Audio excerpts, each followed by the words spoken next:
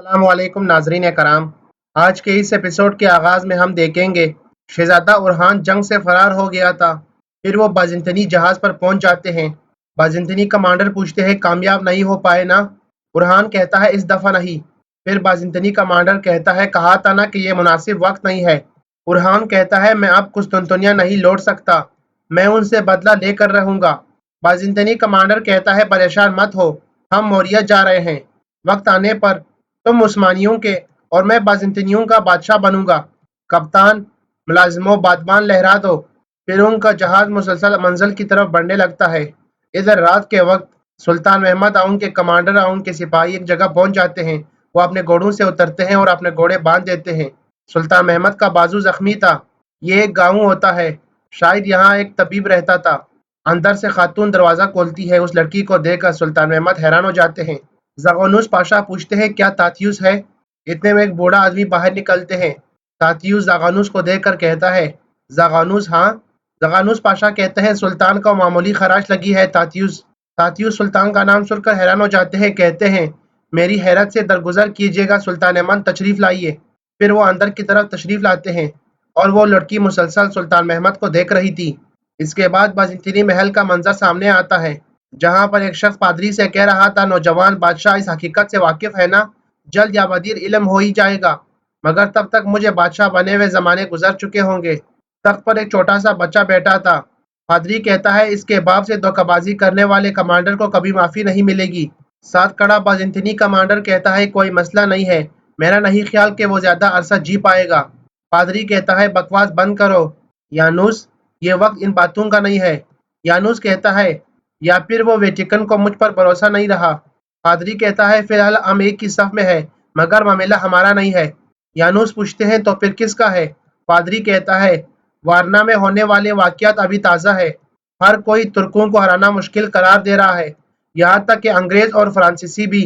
یانوس کہتا ہے انگریز اور فرانسیسی تو بزدل ہے، آپ کو لگتا ہے کہ میں ترکوں کو اپنے ہی لوگوں پر کیے جانے والے حملوں کو بھول جاؤں گا؟ پادری کہتا ہے نہیں، لیکن پہلے تمہیں پوپ کے سامنے اپنے آپ کو ثابت کرنا ہوگا۔ یانوس پوچھتے ہیں وہ کیسے؟ پادری کہتا ہے وارنا میں شکست کے باوجود تمہارے پاس فوج موجود ہے، اگر تم آرتھوڈوکس کو اپنے ساتھ ملا کر لڑنے تیار کرو تو ویٹیکن بھی باقی عیسائیوں کو راضی کر لیں گے۔ یانوس کہتا ہے یعنی میرے پاس واحد راستہ سربیائی لوگ ہیں ہاں؟ پادری کہتا ہے سربیائی یا ولاڈی کیا فرق پڑتا ہے، وقت تیزی سے گزر رہا ہے یانوس، جلدی کرو۔ ادھر تاتیوس سلطان محمد کے زخموں پر مرہم لگا رہا تھا، کہتا ہے زخم اندازے سے زیادہ گہرا ہے، ان کی بیٹی بھی وہاں پر مرہم تیار کر رہی تھی۔ زغانوس پوچھتے ہیں تمہارے ہاتھ کام پر ہے تاتیوس؟ تاتیوس کہتا ہے وہ وقت کب کا بیت چکا جب میں مشہور حکیم ہوا کرتا تھا، اب میں بوڑھا ہو گیا ہوں، ہاتھ کانپنے لگے ہیں، آنکھیں کام نہیں کرتے، مجھے زخم صاف کرنا پڑے گا۔ بیٹی ایلینی تم ذرا زخم دیکھو۔ زغانوس پاشا کہتے ہیں مجھے پتہ نہیں تھا کہ تمہاری بیٹی بھی ہے۔ تاتیوس کہتا ہے ایلینی میری بیٹی نہیں ہے، مگر بیٹی جیسے ہی ہے۔ پھر ایلینی سلطان محمد کے پاس آتی ہے، ان کا زخم دیکھنے لگتی ہے، وہ بہت خوبصورت تھی۔ تاتیوس کہتا ہے اسے دیکھ کر تو جڑی بوٹیاں بولنے لگتی ہے، وہ بہت خوبصورت ہے۔ پھر ایلینی سلطان محمد کے زخم دیکھنے لگتی ہے، کہتی ہے اثرات اندر تک اتر چکے ہیں، اگر صاف نہ کیا تو مسئلہ بڑھ سکتا ہے۔ اس کے بعد وہ کپڑا گیلا کر کے زخم صاف کرنے لگتی ہے۔ زغانوس پاشا پوچھتے ہیں ایلینی تم نے یہ کہاں سے سیکھا؟ ایلینی کہتی ہے تاتیوس کے کتب خانے میں مسلم طبیب اک شمس الدین، ان کی کتاب میں پڑھا تھا اس بارے میں۔ کتاب کا نام مادات الحیات، اس میں بیماریوں کی اصل وجہ آنکھوں سے نظر نہ آنے والے جراثیم کو قرار دیا گیا تھا، میں ان جراثیموں کو ختم کرنا چاہتی ہوں۔ اس کے بعد وہ ایک لوہا گرم کرتی ہے۔ لڑکی کہتی ہے ذرا تکلیف برداشت کرنی ہوگی سلطان من۔ پھر لڑکی ان کے زخموں کو داغنے لگتی ہے، لیکن سلطان کو کچھ بھی نہیں ہوتا کیونکہ وہ بہت بہادر ہوتے ہیں۔ ایلینی پوچھتی ہے زیادہ درد تو نہیں ہوا؟ سلطان محمد فرماتے ہیں نہیں۔ پھر ایلینی ایک کپڑا لے کر ان کے زخموں پر باندھتی ہے اور وہ ان کا شکریہ ادا کرتی ہیں۔ سلطان محمد اٹھ کر فرماتے ہیں اگر بات اسی کمرے تک رہے گی تو مجھے خوشی ہوگی۔ سلطان محمد کے جانے کے بعد زغانوس پاشا لڑکی کو کچھ دینے لگتا ہے تو لڑکی کہتی ہے سلطان کی خدمت کی کوئی قیمت نہیں لگائی جا سکتی پاشا، آپ یہ ضرورت مندوں میں تقسیم کر دیجیے گا برائے مہربانی۔ زغانوس پاشا وہ سونے کے سکے واپس رکھ لیتا ہے، وہاں سے روانہ ہو جاتے ہیں۔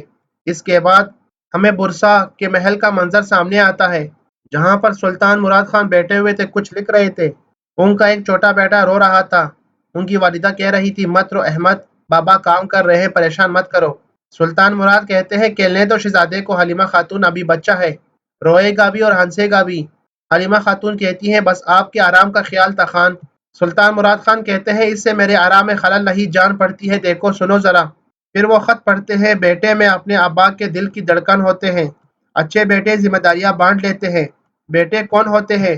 باپ سر کنڈو میں پنسا ہو تو وہاں بھی خوشیاں تلاش کر لیتا ہے۔ حلیمہ خاتون کہتی ہیں بہت بہترین صاحب، احمد کے لیے تحریر کیا ہے کیا؟ سلطان مراد خان کہتے ہیں ہاں احمد کے لیے، مرحوم علاؤ الدین کے لیے۔ ہاں مگر تحریر مکمل نہیں ہوئی، چند سطریں مزید ہونی چاہیے۔ اتنے میں ایک سپاہی اندر آتے ہیں، وہ سلطان مراد خان کو خط دیتے ہیں، کہتے ہیں خان دارالحکومت سے پیغام رسا آیا ہے، سلطان محمد خان نے بیرنچی کے پاس ارحان کو شکست دے دوچار کیا ہے۔ مراد خان کہتے ہیں اللہ سلطان کی تلوار ہمیشہ داری دار رکھے، بیٹا کون ہوتا ہے ہاں دعائیں لے اور قبول ٹھہرائے تو اپنے آبا اور وطن کا فخر بنتا ہے۔ میرے محمد کو بہت بڑی کامیابی حاصل ہوئی ہے۔ خبر رسا کہتے ہیں اور خان آپ نے ہما خاتون کا مکتوب ہر حال میں پیش کرنے کا حکم دیا تھا۔ پھر وہ مکتوب سلطان کو دیتے ہیں، سلطان مراد خان اسے کھول کر پڑھنے لگتے ہیں، جس کے اندر لکھا ہوا تھا میرے سرتاج، میرے رونق، میرے پیارے مراد خان، جب سے پتہ چلا ہے کہ برسا آ کر آپ کی صحت بہتر ہو گئی ہے، میرا رواں رواں کھل اٹھا ہے۔ مجھے سمجھ آ گئی ہے کہ میری بیماریاں آپ کی پریشانی اور میری صحت آپ کی خوشی ہے۔ اسی دوران حلیمہ خاتون فوراً وہاں سے باہر چلی جاتی ہے، غصہ ہو جاتی ہے۔ اس کے بعد ہمیں ادرنا شہر کا منظر سامنے آتا ہے، جہاں پر سلطان محمد کھانا کھا رہے تھے۔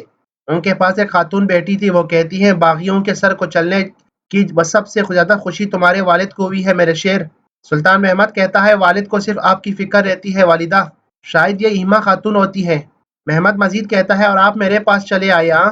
ہما خاتون کہتی ہیں اگر تمہارے والد کو میرے یہاں تندرست ہونے کا یقین نہ ہوتا تو وہ مجھے یہاں ایک لمحہ بھی نہ ٹھہرنے دیتے، اس لیے جلنے کی ضرورت نہیں ہے۔ محمد کہتا ہے پھر بھی آپ انہیں اپنے تندرست ہونے کی خبر مت دیجیے گا۔ ہیما خاتون کہتی ہیں تندرستی سے یاد آیا بیٹا اپنا زخم دکھاؤ ذرا۔ وہ زخم دیکھنے کی کوشش کرتی ہیں تو محمد انہیں روک لیتا ہے، لیکن ہیما خاتون زخم دیکھ لیتی ہیں، اس پر ایک کپڑا بندھا ہوا تھا۔ اس کپڑے کو دیکھ کر ہیما خاتون کہتی ہے مجھے نہیں پتا تھا کہ زغانوس کو یہ کام بھی آتا ہے۔ محمد کہتا ہے کام نمٹانے کے معاملے میں اس کے ہاتھ کافی لمبے ہیں۔ ہیما خاتون کہتی ہے مرہم پٹی بڑی مہارت سے کی گئی ہے، کون ہے وہ ماہر خاتون؟